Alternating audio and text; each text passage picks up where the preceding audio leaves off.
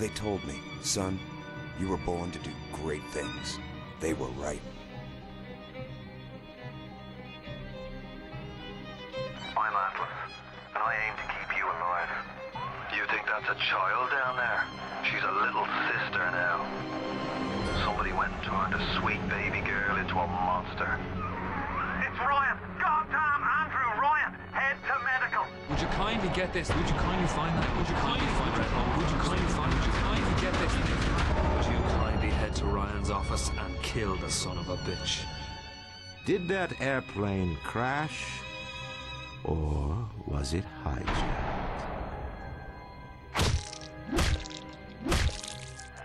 There ain't no Atlas, kid. The name's Frank Fontaine. I had you built.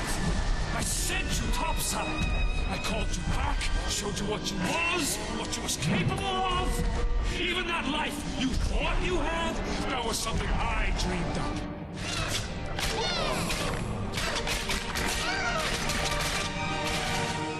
You saved them. You gave them the one thing that was stolen from them. A chance.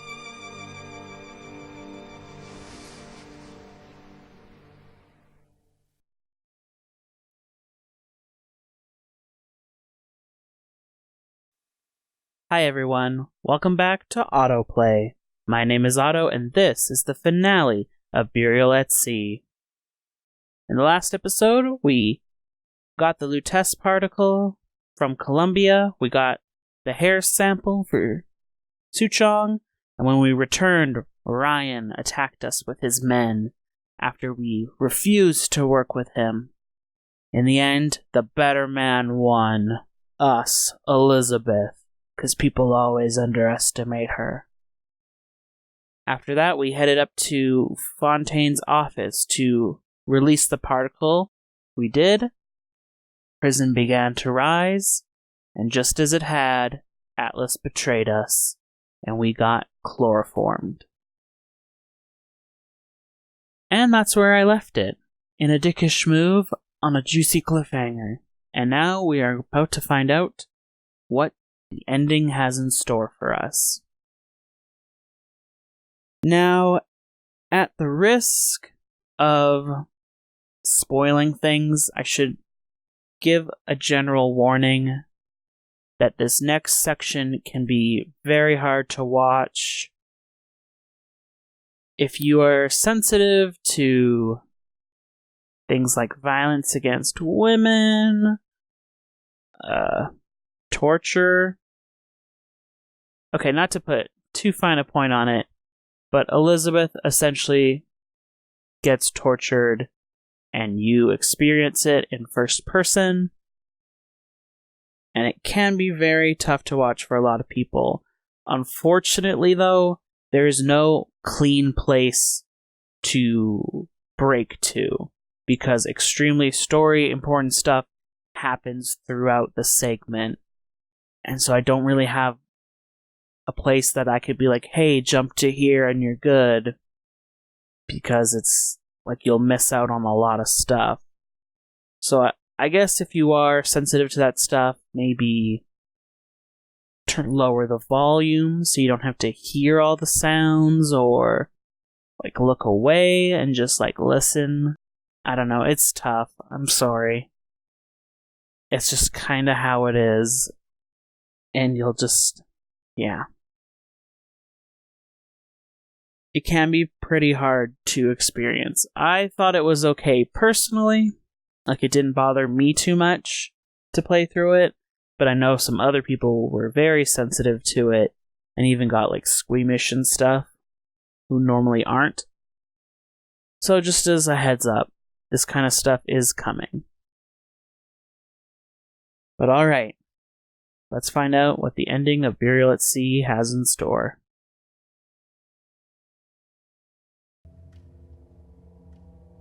No cause for alarm. She's well sedated. So, it's begun.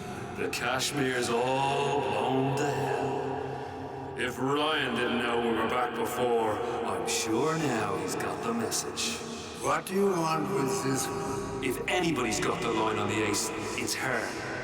Find out what she knows. But no quackery.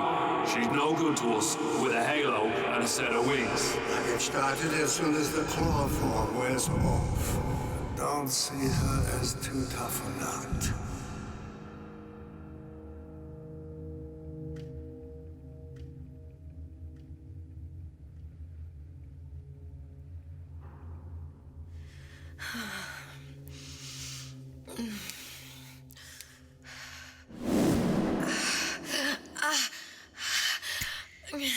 Where's the ace in the hole? What? What? Where's the ace in the hole? I don't know what you're talking about. Look, we had a deal. Where is the ace in the hole? I told you. Sodium thiopental. Are you familiar? No? Truth serum. Unpredictable stuff. Too little, nothing. I have Too nothing much. to tell The you. subject I don't is even know what an euthanized. ace in the hole is. Ah! I am still playing with the dosage.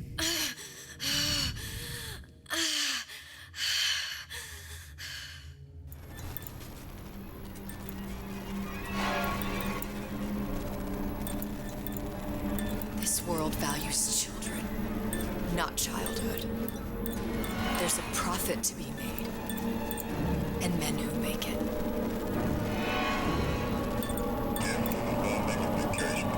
We were all plenty scared of Atlas and his thugs.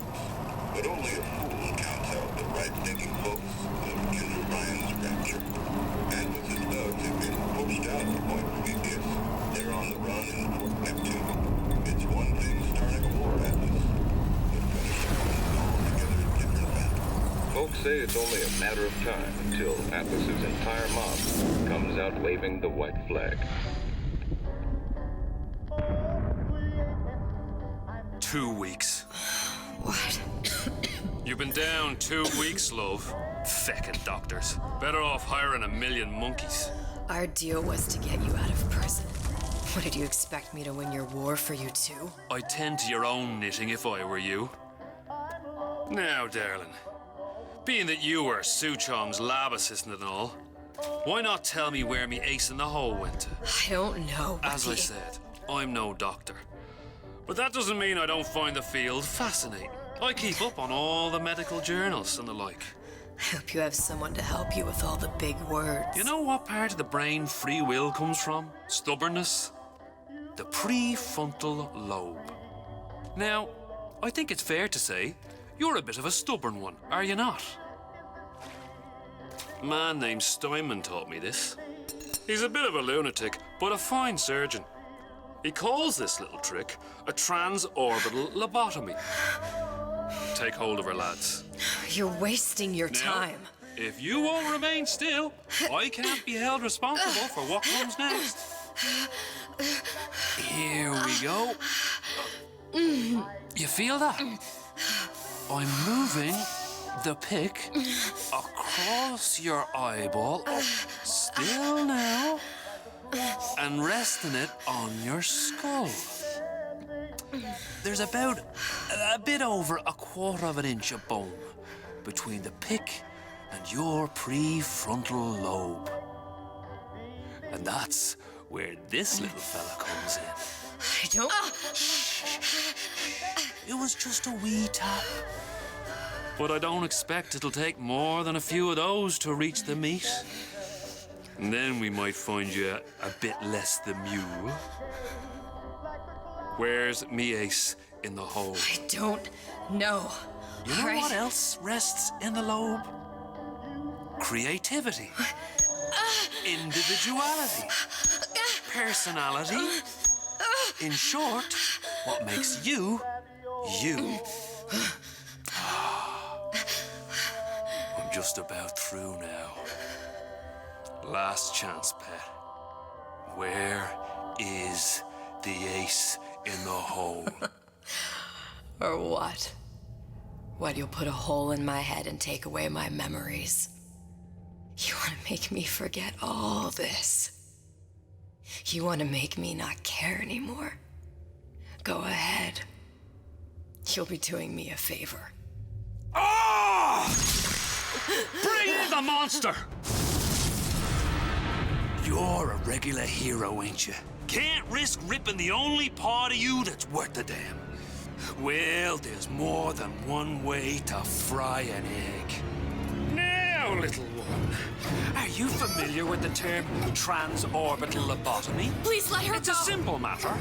All I need to is insert this pick into your eye. Please, I don't know and give it anything. a few taps with me hammer. I don't know anything. To show by example. Please, please don't. I don't know anything.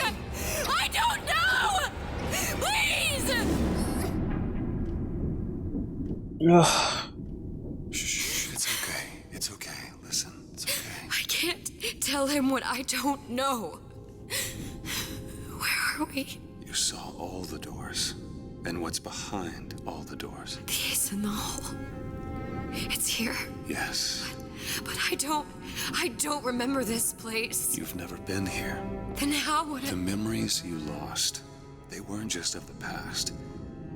You saw behind all the doors. Even the ones into the future. This is where I'm going. If you want. I don't like it here. It's a bad place. He's never gonna let me go, is he? Even if I bring him the ace, then why am I here?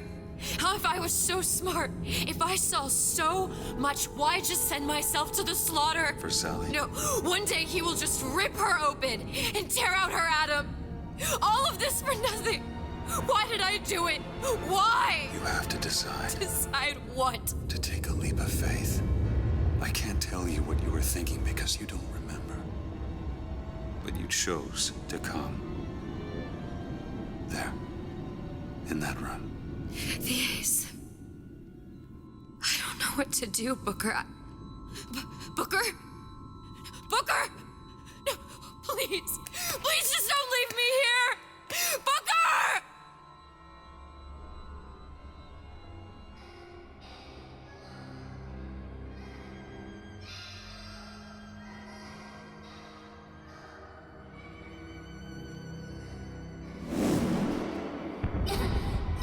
Suchong's clinic.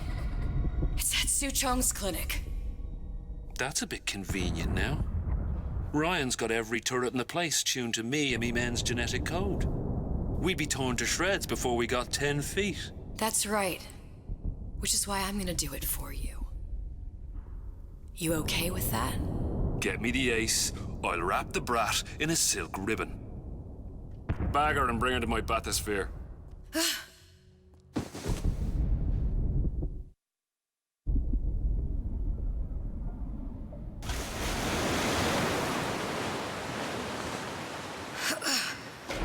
One of the lads will show you how to get inside.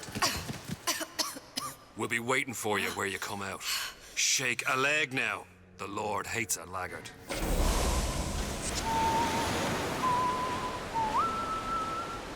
So yeah.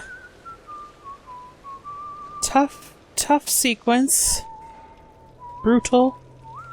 That's a good word to use.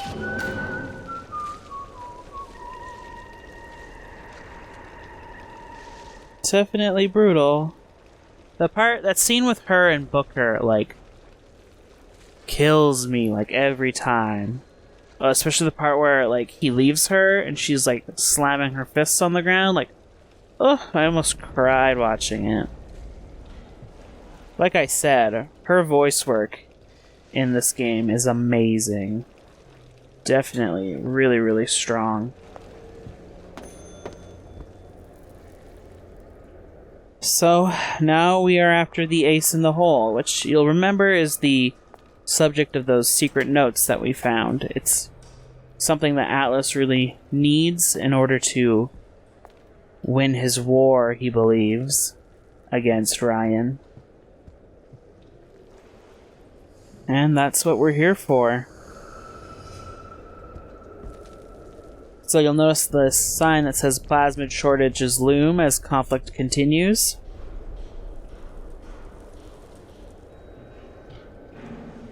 that's part of the explanation for why the drinkable plasmids are gone. One, it's like so much atom to make them, and then with the war, the shortages became a real problem, so...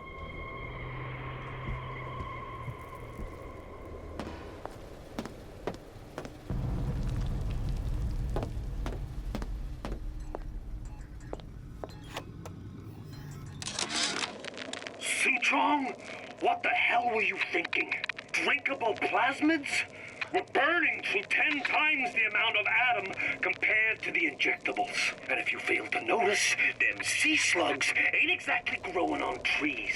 Switch back to the injectables and let the eggheads in marketing worry about selling it to the chumps. Yeah, so after a certain point, Suchong was instructed to switch back to injectables, and then tie that with the plasmid shortages. The drinkable plasmids basically just all got used up and weren't being made anymore. And that's kind of the explanation for why there's drinkable plasmids in Burial at Sea, but not in BioShock proper. Issue: hydraulic fluids, gases within drill cause subject to become unreliable and unstable. Launching option to be removed from drill in future models. This is another explanation. The Big Daddy had that drill that launches in Burial at Sea. That's not a thing in BioShock, so this is another little here's why. I mean, it's kind of funny, because it's like they could just not done that at all, but I guess they're like, the idea is too cool, so we'll just throw in an explanation later. Which, yeah, I guess, like, do what you find is cool.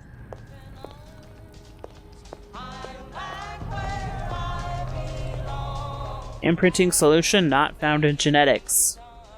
So after all of that, no genetic link, no goddamn causality.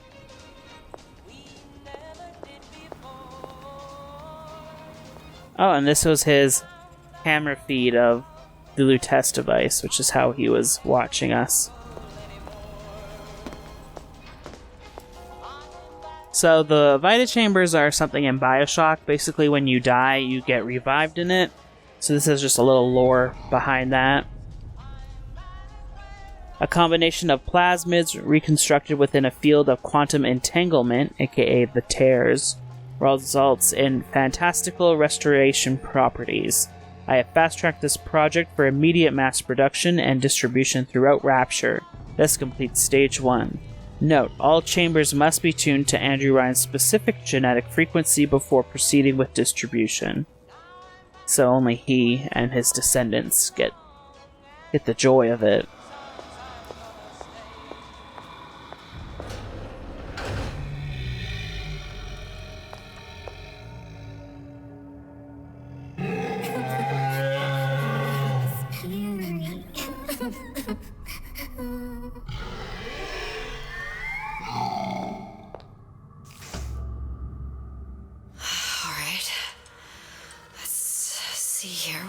Do. Mr. Monster's mean. Scary. Stay away from him. He's scary. Look, it's okay. He can't hurt anyone. Scary. Shh.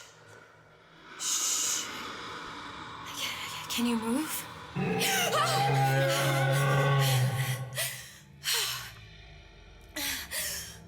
Can you just move a little bit for me?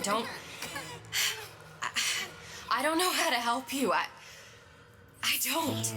No, he's just hurt. He just needs somebody to figure out how to fix him. Maybe there's some, I don't know. Is there some documentation for him around here or something? Right. Look who I'm asking.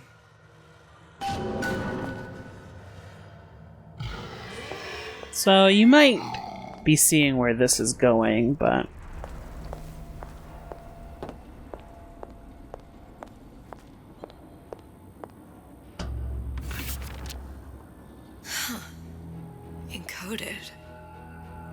Big Daddy will not imprint. If not imprint, what good is he to little sister? She no like him. He no like her. Situation is impasse. Unacceptable.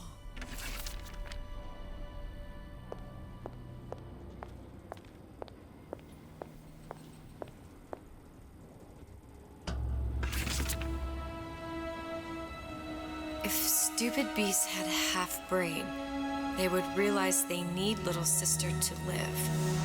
Sisters secrete only kind of atom that is genetic match for them.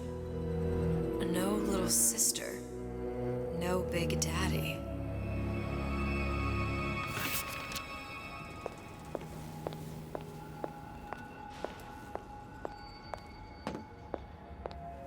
Scary, scary, scary, scary. I've got to do something. Big monster sick. It's okay. It's okay. Please. I don't know how to help him. He needs Adam. I don't have any of that. I don't know what to Monster's do. going to die. Not fair. We can help. Help.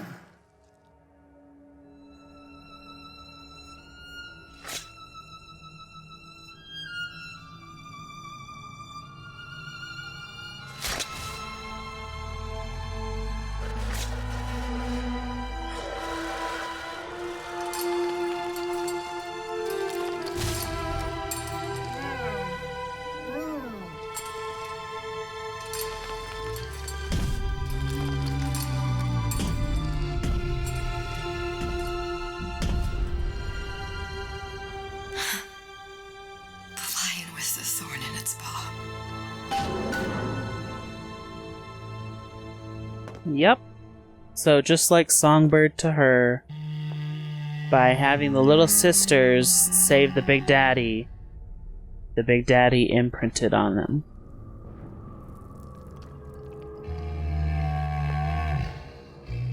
So, it had little to do with science and everything to do with empathy. I love that shirt.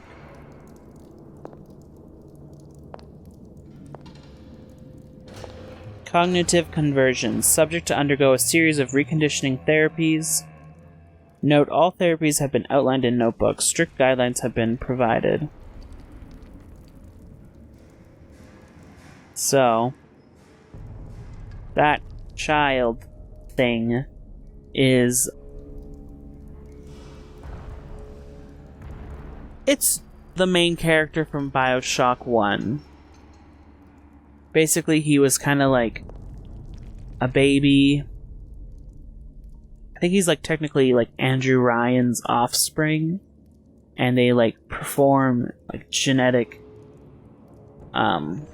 experiments on him and cognitive experiments on him to like age him really, really quickly and give him like super strength and make him susceptible to a type of like hypnotic control sort of thing.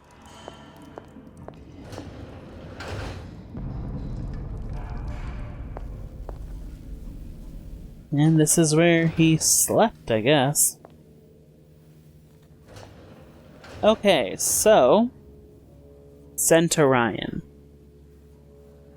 I'll give you another little warning, but this audio diary involves the killing of a dog. And it's like pretty gruesome sounding. It's like obviously just sounds, but like it's not pleasant. So I will put up another thing for you to skip it. Yeah. But it is like lore important, so we will be listening.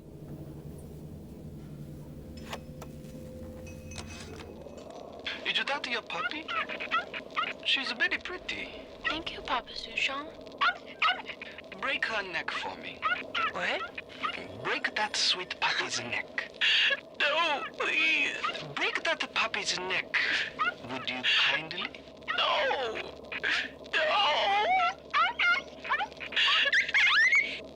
Very good. So you'll notice, if you listen to it, if not, basically, the people on the tape were Suchong and Jack, the experiment we just saw. And Suchong told him to, hurt the puppy, and he said no, no, no, but then Suchong asked again, but he used the phrase, "Would you kindly?" And once he had done that, the boy reluctantly agreed. So it's kind of like the phrase that gets the cognitive therapies to work. It's kind of like in a mind control way. And this is a letter from Tenenbaum, which I love. It has stuck with me so much.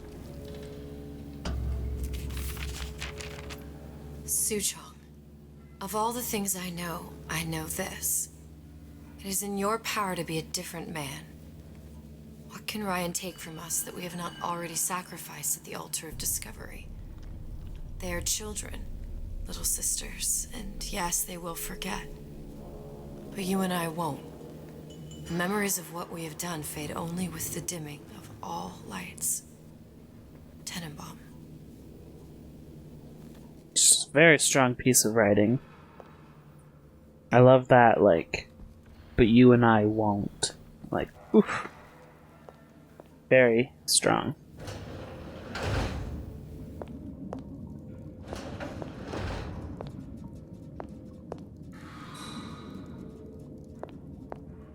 Clinical trial. Protector system. Plasmidemot 255. Dr. Suchong. Client Ryan Industries.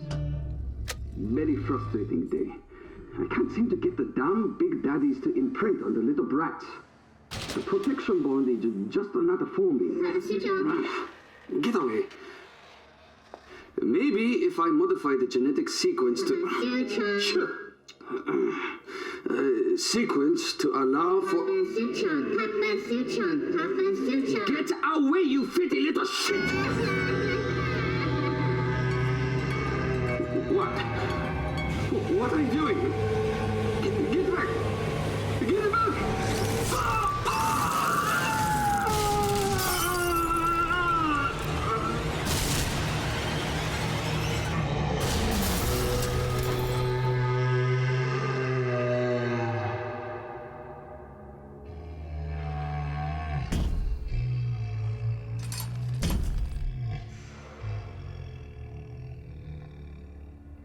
And so ends Suchong. So that audio diary he was recording, you actually find it in BioShock 1. And the mystery of how the Big Daddies got to imprint on the little sisters is never really answered. It's just kind of assumed that somehow he got it to work, and this was just him, the first moment where it happened. But now, of course, with the Burial at Sea edition, it's that, the little sisters and Elizabeth helped save the Big Daddy, and that's why he cares about them. You can also find Suchong's dead body exactly like this in BioShock 1 too, so it's kind of a nice little callback for those who played the first one. There's the ace. And there is the ace in the hole.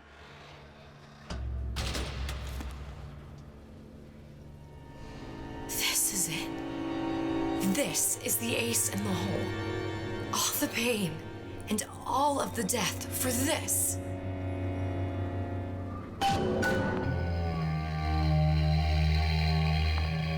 And now that we have the ace, we return to Atlas.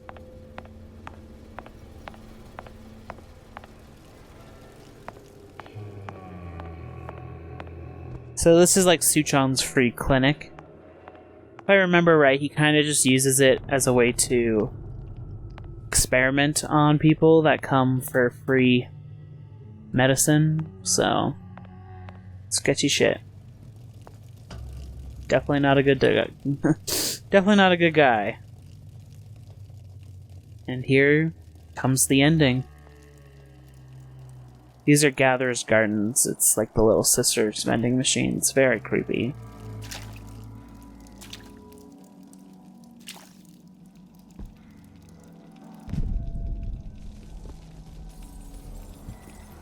I'm probably not going to talk throughout this ending cutscene, just to let you know. Hey, sister. Over here.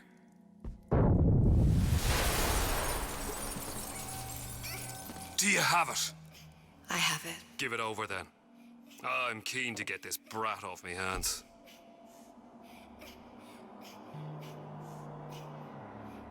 One interesting thing is that if you like stay on this screen for a long time, you can see a whole bunch of other buildings blow up like that, which is kind of cool. You know what?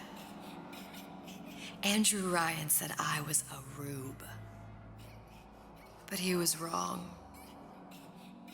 I'm not the rube, Atlas. You are. Now, we both know what happens next. Just get it over with. Well, love, if you insist.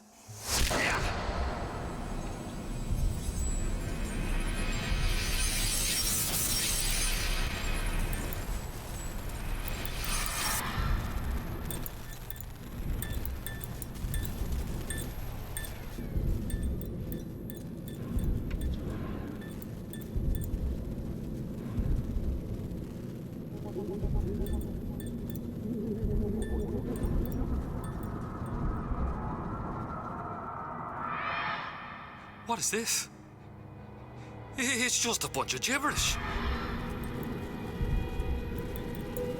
What does this say, you little whore? Hey! What does this say?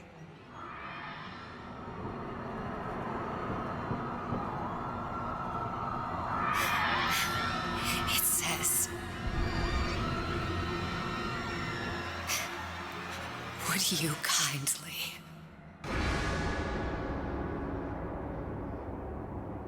We've got the activation phrase. Now all we've got to do is get that genetic freak of nature on an airplane, and Rapture's ours. Yeah!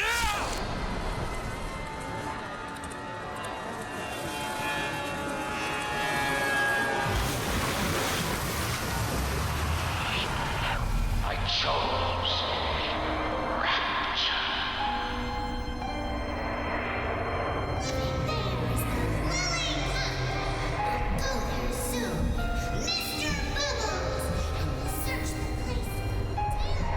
A man chooses, a slave obeys.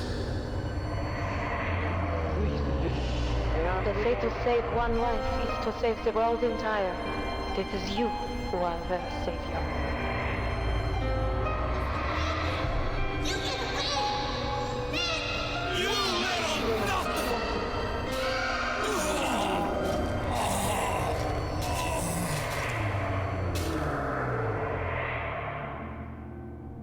I can see all the doors. And what's behind all the doors. And behind one of them, incredibly, I see him.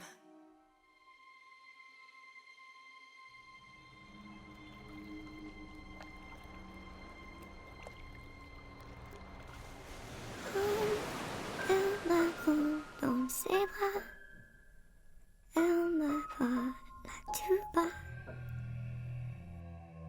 Je vois la vie en rose. Il m'a dit des mots d'amour, des mots de tous les jours. Et ça me fait quelque chose.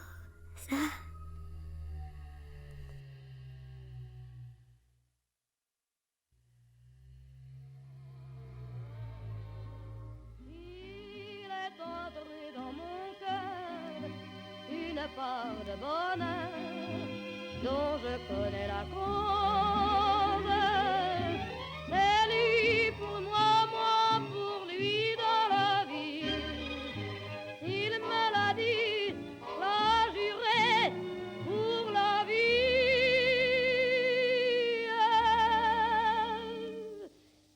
Et dès que je l'aperçois, And that was Burial at Sea. So, obviously a very, very, very bittersweet ending. Elizabeth succeeds in saving Sally, but she dies herself in the process. And I know a lot of people probably won't be happy with that, because like they want her to have a happy ending, but for me, I really liked it, and I feel like it's in keeping with BioShock's like themes and tone and all that, while still, you know, providing some hope, you know? Basically, just to summarize, in case if there were some pieces missing that you didn't quite get. Basically, when Elizabeth was able to see through all the doors and could see the future and everything, she saw that in the future, Jack would come to Rapture, the story of BioShock 1, and he would be able to save the little sisters and give them a future and give them a chance and a life and a family. That he could get a way to cure them of their predicaments, their little sisterness, and return them back to normal people, right? You ready? Okay, I'm not going to talk during this, I'm sorry. It's just very precious. See the pyramids along the Nile. Watch the sunrise from a tropic isle. Just remember, darling, all the while you belong to me. See the marketplace in old Algiers. Send me photographs and souvenirs. Just remember, when a dream appears, you belong to me. And I'll be so alone without you.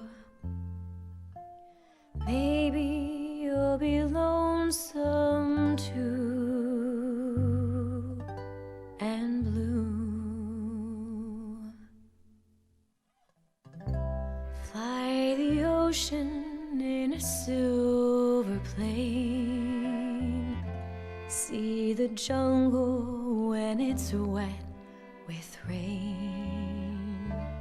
Just remember, till you're home again, you belong to me. I'll be so alone without you. Maybe you'll be lonesome too, and blue. Fly the ocean in a silver plane. See the jungle when it's wet with rain. Just remember, till you're home again, you belong to me. Great. Yeah? I think you got it. Can I clap?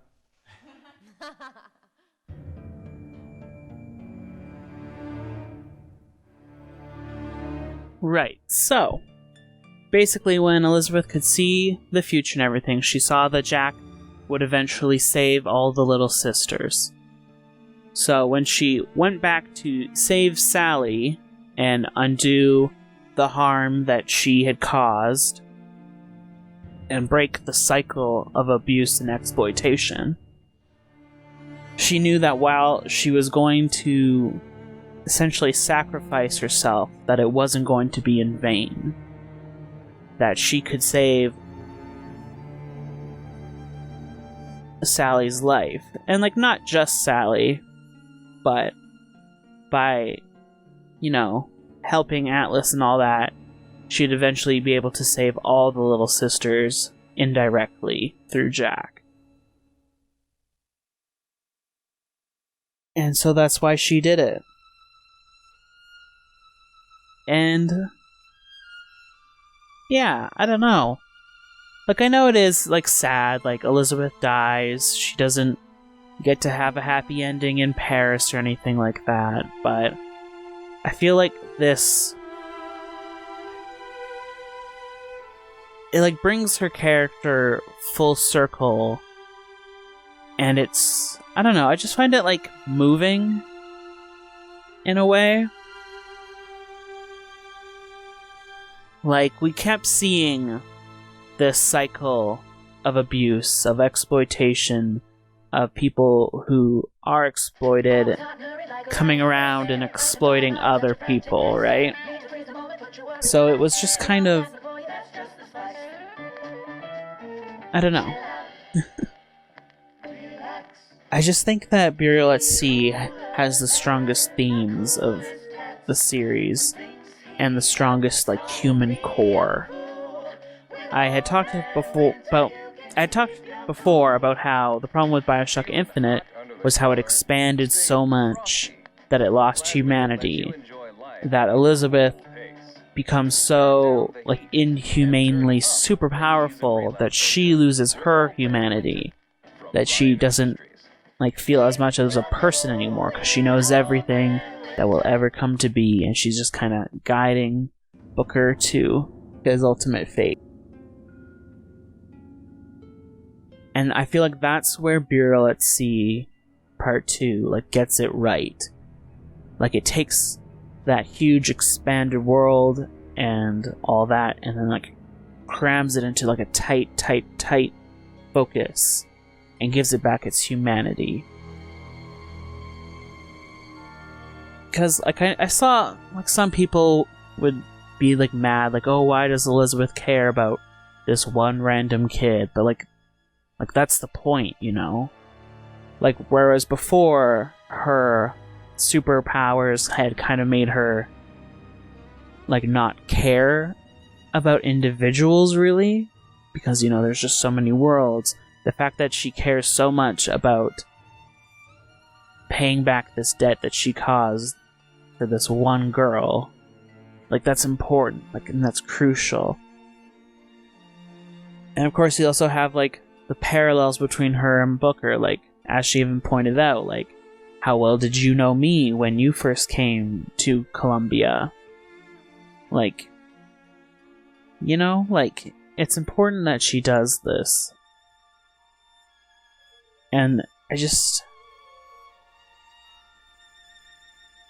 I'm really worried I'm not going to be, like, explaining it as well as how I feel it. You know what I mean. But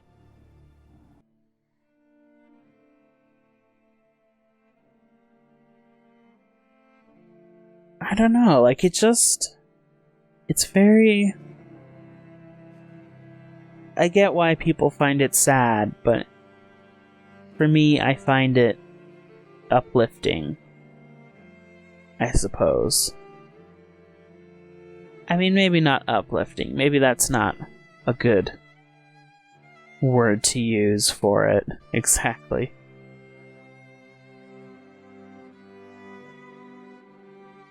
But it's like, I'm just not being very talkative. Not forming words in the way that I'm thinking of them. I guess it's just when she talks about the wheel of blood as she describes it, and how she believes that it's like never going to stop, that it's just like endless. Like, I feel like it's such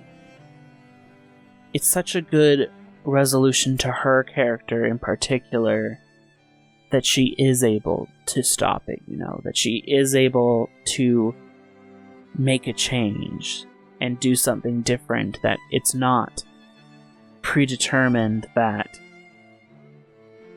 this cycle will just continue over and over and over again, that it can be broken.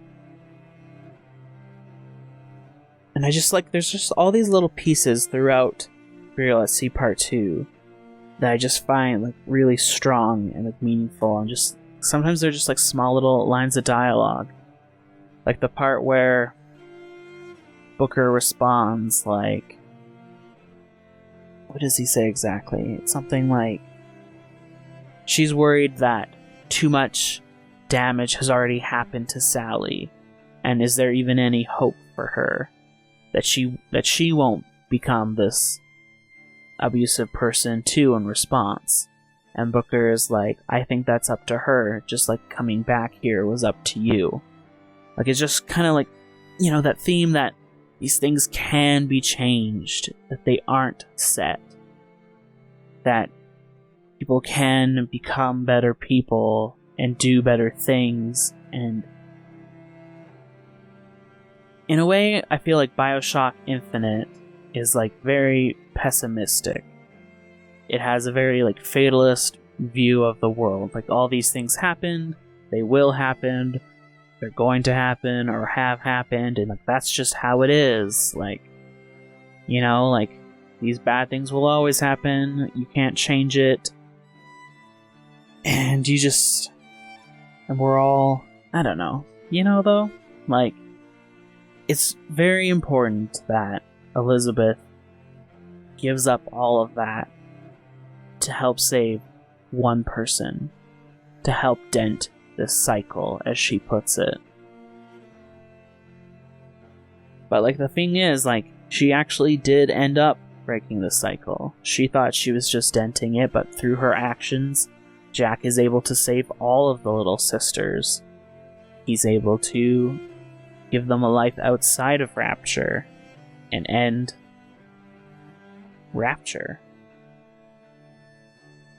And that's also like a thing I kind of like about it. This is obviously getting into like a wider reading, but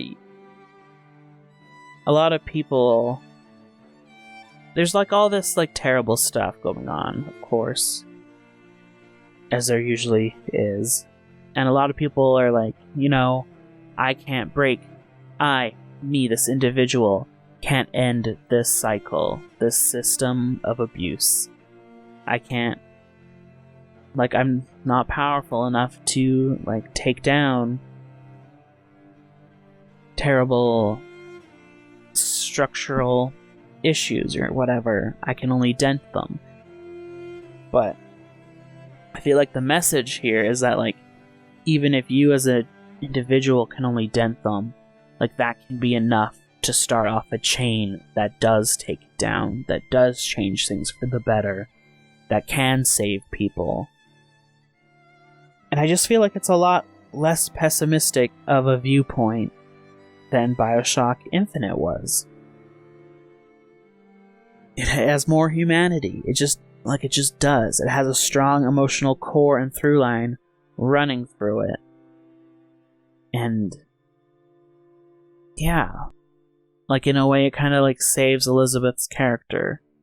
Not that I think her character was ever bad, but like, by the end of BioShock Infinite, her character is certainly hard to relate to in that super overpowered state. And then, of course, the actions she takes in the first part are also pretty oof. But yeah, so yeah, I just really like it. And I had talked before briefly about the Daisy Fitzroy retcon. I said it's like iffy as a way to fix people's biggest criticisms, like it's like kind of sloppy, whatever.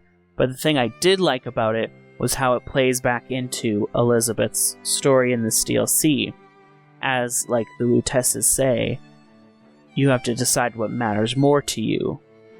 Your part in the play or the play itself. And like, so Elizabeth and Fitzroy end up becoming like these big parallels to each other, right? Like Fitzroy died for her cause. She died so that these people could be saved from Comstock and the Founders' reign. That they could be freed from their oppression, even if it meant that she wouldn't be there to see it. And like similar is happening with Elizabeth. Like she believes, she goes to this world knowing she's going to die, knowing that she will lose all her powers, sacrificing herself basically, so that the little sisters can one day be freed, and that Sally in particular can be freed and saved and grow on to have lives and have a chance. So I did like that aspect of it, how it played back into Elizabeth's role in the story and in this DLC, and the parallels between them now. So I did like that. And yeah, I feel like it just has a stronger message. It has a more human message. It has a more... I don't know exactly how to phrase it. But I feel like BioShock and BioShock Infinite are like very cynical and pessimistic about things like civil rights movements or rising against the system or oppression or whatever. And then, oddly enough, Burial at Sea feels like it isn't, or at least isn't as much. Like it feels like it actually has something to say about the stuff instead of just being a showcase for science fiction B-plots, you know? Which is largely what BioShock and BioShock Infinite do. Like, genetic mutated child that is brainwashed. Like, that's a plot from a weird sci-fi B-movie. Multiverse stuff. So yeah, I just feel like it gives the series a very human core, while tying it all up in like a little bow in which, you know, you can't have Rapture without Columbia, you can't have Columbia without Rapture, you can't have BioShock without BioShock Infinite, and vice versa. And I think part of that is due to the developers moving on, which is a thing I didn't talk about, but I will talk about now. During the development of the Burial at Sea 2, Ken Levine, the creative director, lead writer, whatever, decided he didn't want to do big budget titles anymore, that he was going to disband the Irrational Games studio and start his own studio that's only had 15 people. And by doing this, he knew that it would mean that Irrational wouldn't have control of the BioShock franchise anymore, that it wouldn't be their story anymore. The franchise is owned by the publishers, so there's always potential for more BioShock games, but they wouldn't be games made by the same people as BioShock and BioShock Infinite. So in a lot of ways, Burial at Sea 2, it was also about them saying goodbye to the series and tying up all loose ends and making it, like a snake eating its own tail sort of thing. It's all very tied up, and that's probably plays into part of why Elizabeth dies in the end, so that another company couldn't use her, but I don't know. I just think I could see why big fans of BioShock wouldn't be happy with it, because it does retcon a lot of stuff, and some more successfully than others. But for me, I thought it worked well. I thought,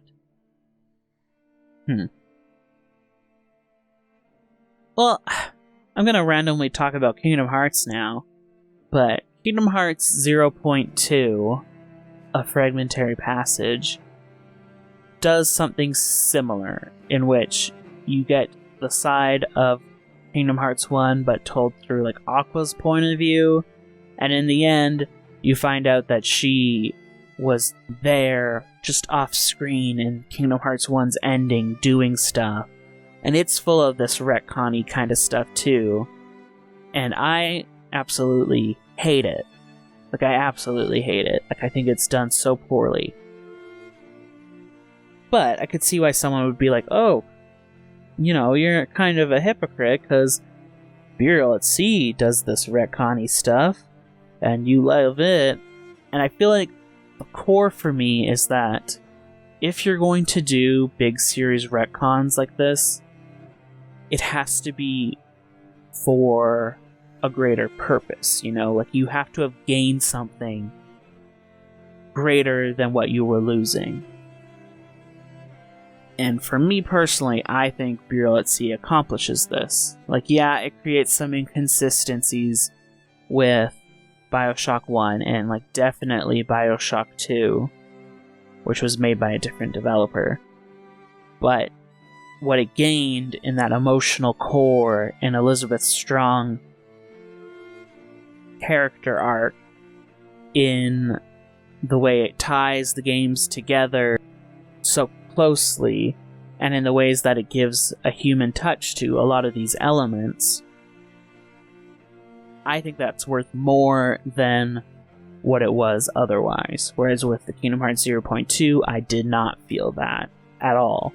I felt like it was kind of just using these big iconic moments to prop itself up in a way that didn't feel earned, and it didn't feel like it was worth what it was diminishing. Like, it just didn't feel like it had a point to it. But I feel like Burial at Sea does. And, like, that's another thing. Like, I know a lot of people at the time were mad about the explanation for why Big Daddy's imprint on Little Sisters, but again, I liked that. I liked that the answer wasn't in this science. This, like, I mean, I don't want to say, like, inhumane, because, like, science can be humane or whatever, but, like, the answer wasn't in a mechanical, forced, manipulative, science-y thing. It was in connection. Like, real human connection between the Songbird and Elizabeth, between Big Daddy and the Little Sisters. Like, I like that. Like, that is... Like, I feel like it's stronger than just, oh, we cracked the DNA code and this is how it works. Oh, we use science fiction whammy-blammy stuff and that's how it is. Like, for the answers to be so simple and human makes them more meaningful. And, like, I feel like that's the same with, like, Elizabeth. Like, a lot of people were like, why does she do all this for this one kid? But, like, the fact that it is just this one kid is what makes it human. The fact that it's about her righting her wrongs to this one kid is what makes it human. You know? It's kind of... I guess it won't make sense right away, but I once heard Scott Benson, the developer of Night in the Woods, I think he was quoting something, but he basically said, like... It was basically about, like, how human connection and that kind of stuff is, like, the core of everything. And he said, like, the end of the world is nothing, but a broken heart is everything. And that's kind of like the feeling that I get from Burial at Sea, in a way. Like, it's about the connection between these human characters, and that mattering more than all this otherworldly, university stuff. Like, it just grounds it a lot more. It makes it more concrete, even though it is still doing a lot of, like, twisty kind of stuff, of course, but at its core, it is that human connection, that human core to it that is what makes it so strong to me. And of course, we also have, like, the great performances by Courtney Draper, especially. Like, so good. And I loved, again, like, feeling like you really felt like you were playing as Elizabeth. Or at least I did. Like, the way you see her mind works, the way that, like, the diagrams go up, the way she cracks codes, lockpicks. Like, I felt like I was playing as a unique character and not just, you know, Shooty McShootface, which is what Booker was. Like, Booker could honestly have been replaced with any gruff white dude from any number of AAA games, and it would largely feel the same to play. But Elizabeth feels like Elizabeth, and I really liked that. And yeah, and I really enjoyed it, and like, it moves me in my core. I think about Elizabeth all the time. Like, whenever I hear Girls Just Want to Have Fun, like, I feel like genuinely sad, like, thinking about her, especially her ultimate fate. Like, it's sad, but like, it's also not at the same time.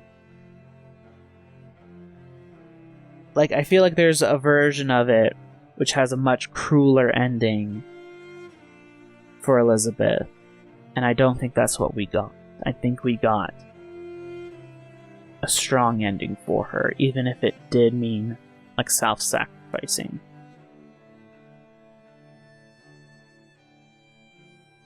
But yeah, like, one thing I was going to talk about was the opening Paris segment. I guess I'll explain a lot of the foreshadowing that was there. So, obviously, I had talked about the Lutece boat. That's a big one. As you're, like, walking up the steps, there is a photo of like, silhouettes and kind of that kind of stuff. And it's actually a picture of when Booker is in that tunnel with her, and he's showing her Suchong's clinic where the ace in the hole is. So like that shot's right there. Then as you continue on, a gust of wind blows by and like playing cards flash before your eyes, and like one of them gets in big focus and it's an ace. So like ace in the hole. Past that, you obviously see the sign for the lobotomy, as well as the little gurney that they were keeping Sally on, and the truth serum. And then when you keep walking, there's like wind chimes that are made out of wrenches, which is foreshadowing. It's like both a callback, because the wrench is the first item in BioShock that the dude has, like it's his melee weapon. But it's also foreshadowing Elizabeth's end at Alice's hands, so there's all that. So lots of foreshadowing and stuff. I also liked that they kept the Booker-Elizabeth pairing for this episode. I think it worked. It worked well. And it makes sense. Especially to have someone for Elizabeth to play off of. And I do like that it's technically just Elizabeth talking to herself, you know, and helping herself through this, just in like the guise of Booker.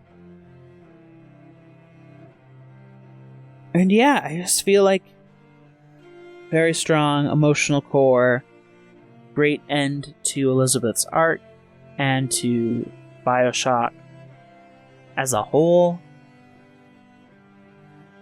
Obviously, a lot of that stuff at the end is big for BioShock 1 and has a lot of meaning if you're familiar with BioShock 1, but I feel like it's still like about Elizabeth, you know? So, yeah. Yeah. And like her song, You Belong to Me, kills me. Really, really hits me in the heart. She's got such a good voice, too.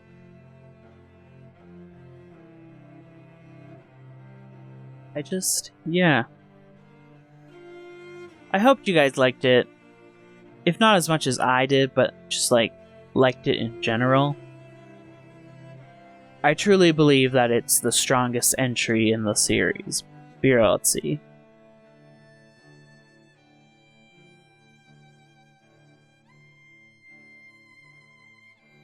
Very strong to me. And like a good end note for it. Giving up that human edge again, that human side. And yeah, I feel like it...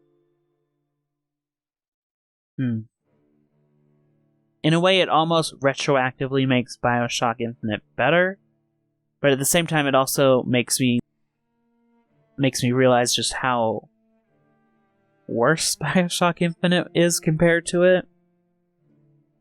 Because, like, for me, this was just so strong. Like, it's strong start to finish. It has a clear goal in mind. It has, like, it has, like, an interesting approach. It does some interesting things visually. Like, the Paris opening is very strong and emotional, and when it turns into a nightmare, like, it's very haunting, and it's got some strong visuals there. During the lobotomy sequence, like, strong visuals there too, with like the glass breaking and shattering and all that kind of stuff. Like, it just felt very confident, is what I would say. Confident and clear and purposeful. I guess that's really it. Like, it felt purposeful and, like, well structured. I feel like a lot of video games struggle where they stretch their plot out too much and, like, it starts to fall apart. Like, that definitely feels like BioShock Infinite to me. Like, after Soldier's Field,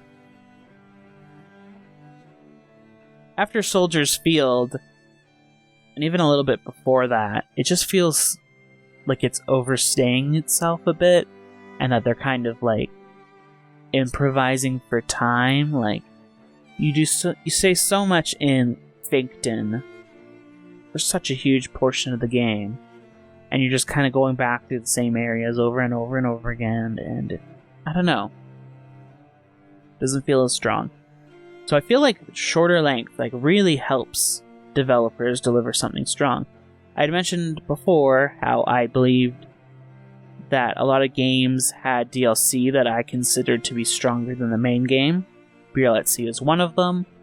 Left Behind for The Last of Us is another, and I remembered a third one. The DLC for Uncharted 4 Lost Legacy. Very, very strong. I loved it so much more than the main game. It got such a better, richer experience from it, and it's shorter. Like, I feel like the shorter length brings out quality in these devs for some reason. And usually, one thing that all of these DLCs have in common... Oh, yeah. One thing that they all have in common is that they have female protagonists. That they focus on a character that's not your typical protagonist. And I don't know what it is, but it seems to make for a much richer story than focusing on Mr. Gruffman again. Geez, if only they started with that idea, huh? But yeah, like, I don't know. I just think it's really special, and it captured my imagination and took me for a ride, and I felt like I was Elizabeth, and I felt like the stealth stuff really added to the experience. Some people were mad about that too, that they thought it was, like, sexist, that Elizabeth can't go in guns swinging like Booker can. And in, like, some ways I can kind of see where they're coming from, but for me, I felt it worked a lot better. this way, and it felt more in keeping with the setting and with the themes, and it definitely felt better. It puts you in Elizabeth's shoes a lot better, because she feels powerless because she lost all of her powers. You know, she lost her tears, she lost her omniscience, she lost her quantum superposition. So for her to feel powerless, and thus us feel powerless, like, that makes sense to me. And like, yeah, you like really feel it when playing, and it works well. It enhances the experience for me. And again, I also just like, it didn't come up much during this, of course, because I was playing the stealth only mode. But at the start, when they're like, hey, just because Booker did it one way doesn't mean you have to. Just because, you know, the person that, you know, it's like another cycle of abuse thing. Like, just because you know or knew a violent approach doesn't mean it has to be your approach. You don't have to keep repeating these same patterns over and over again. And to me, like, it just felt crucial and part of Elizabeth's, you know, breaking that cycle, that she isn't violent. And I like that I at least had the option for that. I kind of wish it was the only option, because, I don't know, I just can't imagine playing Burial at Sea 2 and just going in guns blazing, shooting everyone as Elizabeth. Like, it just doesn't sit right with me. It doesn't feel in character for her, to me, or for the story. But it's clear that they kept it like that because, you know, some people don't like stealth, or they, you know, like guns, I guess. I don't know. But I feel like it's stronger for the stealth stuff.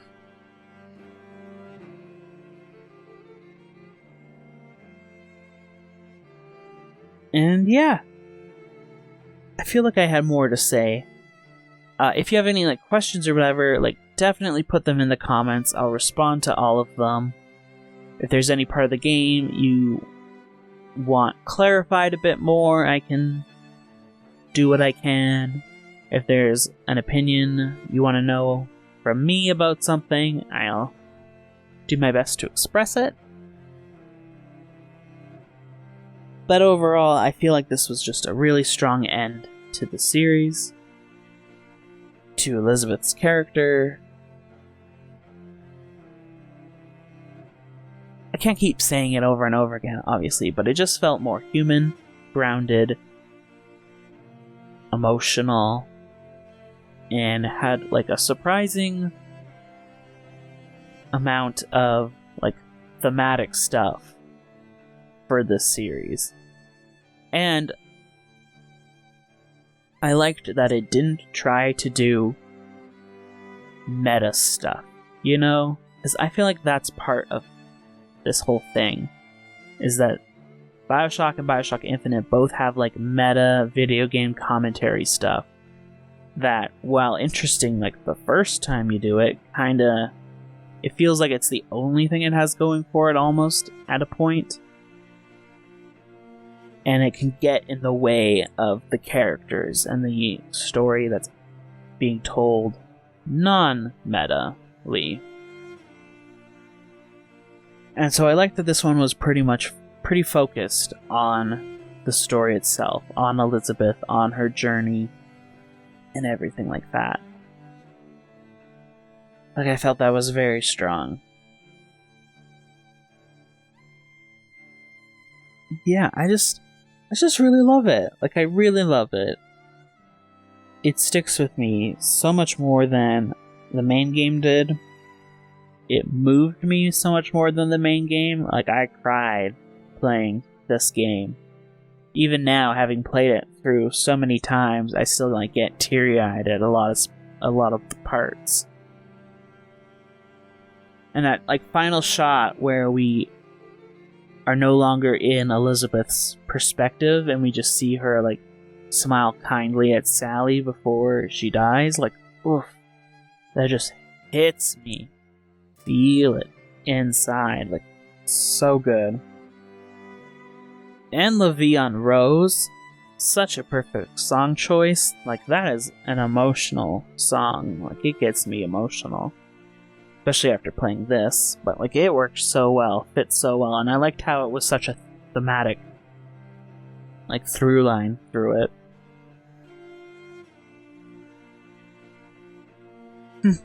But yeah, that's BioShock Infinite. That's Burial at Sea.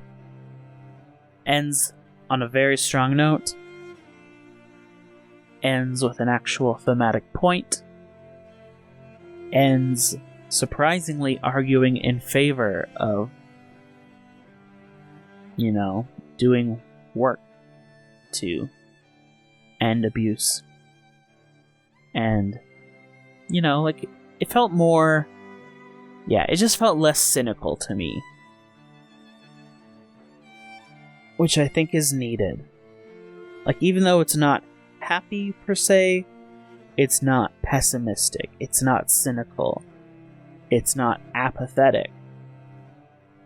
It's not both sidesing this shit. Just that, you know, this stuff is important. And individuals can make a change that can bring about a better future for the people who need saving. And I think that's an important note to end on. So yeah, I hope you enjoyed it. I hope it touched you in some way. As I said, it really stuck with me, and a lot of aspects of this DLC stuck with me. And that's kind of why I started writing this fan fiction I mentioned here and there. And like its themes and that stuff. Like, it's very inspired by Burial at Sea in particular. And that's one of the reasons why I wanted to replay BioShock and start this Let's Play, is that I wanted to get back into it, refamiliarize myself, remind myself why I cared about this stuff so much. And I do. So, that's it for BioShock on the channel. I don't plan on covering BioShock 1 or BioShock 2. Not my thing. As for the future of the franchise, there's like rumblings that it is being developed on. Last we heard was in an investigative article by Kotaku. Apparently, the new BioShock is being made. It's called Codename Parkside right now. It's not made by the same developers, but like I'm interested in it. I'm looking forward to seeing what a new developer does with the franchise. For me personally, I would hope they would approach it with a new city, new characters. You know, like, I don't want to go back to Rapture. I don't want to go back to Columbia. I don't want it to try to like recapture those things. I want it to be its own new thing with a new city. Hopefully that's where they're going with it. It's like, it's never going to be BioShock 1. It's not going to be BioShock Infinite. Like, it needs to be its own thing. And it doesn't need to like live in the shadow of BioShock. You know? Like, that's like one thing that I feel BioShock Infinite kind of faltered on, was that it definitely felt like it was living in BioShock's shadow a bit. Like, the part where you go to Rapture, like, it's neat on one level, but on the other it's just kind of like, oh, okay, so this is just, you know, like, Rapture's the bigger thing. And this is just in the shadow of it. I don't know. I'd like a clean new start for it, is basically what I'm saying.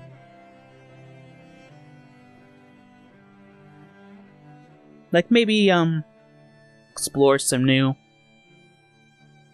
political stuff, but this time with people who aren't, centrists. Get people who really, really care.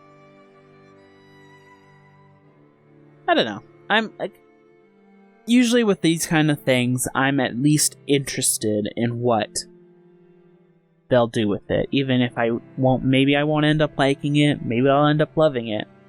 But mostly I'm just interested in seeing how people take this idea and keep going with it. Like, similarly, I didn't like Life is Strange 1. Like, I really don't like it. And it blows my mind that people love it as much as they do. But I was always interested in what Don't Nod would do with Life is Strange 2. Like, what does a sequel to this game look like? Is it new characters? How does that work? Does it keep doing the time travel, the time mechanics? Or does it do something completely different? Like, I was so, interested in it. I wanted to see what they did. And I'm the similar way with BioShock. Like, no matter what they do end up doing, I am interested enough to see what it is, and I'm willing to give it a shot. But who knows when that will be? Aside from the fact that it is reportedly being made, and that it has a code name, a project name, that's pretty much all we know about it. Like, nothing else has really been said. Maybe in a month or two after posting this, it'll be announced at the Game Awards or something, and we'll all just be like, what? Or maybe it could be even more years off. We don't know. But for now, this is the end of BioShock. BioShock Infinite and Burial at Sea. Again, thank you so much for watching this Let's Play, for going on this journey with me. I hope you liked Burial at Sea. I hope you can see why it's special to me in particular. And I hope it was special for you. Yeah, it's kind of bittersweet.